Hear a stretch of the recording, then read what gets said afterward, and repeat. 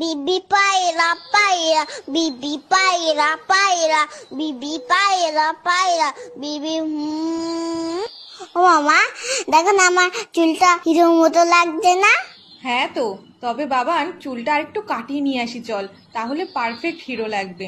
ও মা শোনো, তুমি দোকানদারকে বলবে আমাকে যেন হিরোর মতো চুল কাটিয়ে দেয়, পুরো যেন শাহরুখ খানের মতো দেখতে লাগে। ও মা বলো না, বলবে তো? বলবে না তো? উফ, চুপ কেন করে রয়েছো, কথা কেন বলছো না? হ্যাঁ হ্যাঁ রে বাবা, দোকানদারকে বলবো তোকে শাহরুখ খানের মতনই চুল কাটিয়ে দেবে। ওকে। কি বৌদি, কেমন আছেন? খবর সব ভালো তো? হ্যাঁ দাদা ভালো। আরে বাবান, কেমন আছো? হ্যাঁ ভালো আছি, তবে আমার কিন্তু হিরোর মতো চুল কেটে দিতে হবে। তুমি পারবে তো? আগে বলো, নয়তো তোমার কাছে কাটবো না। সব রকম কাটতে পারি আমি, তুমি এখানে এসে বসো।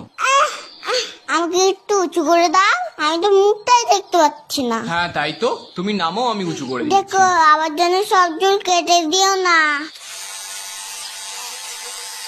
আহ বাবা নড়ো না, কান টান কেটে যাবে কিন্তু। ও দাদা, একেবারে মুড়ো করে কেটে দেবেন। হ্যাঁ হ্যাঁ, বুঝেছি বুঝেছি।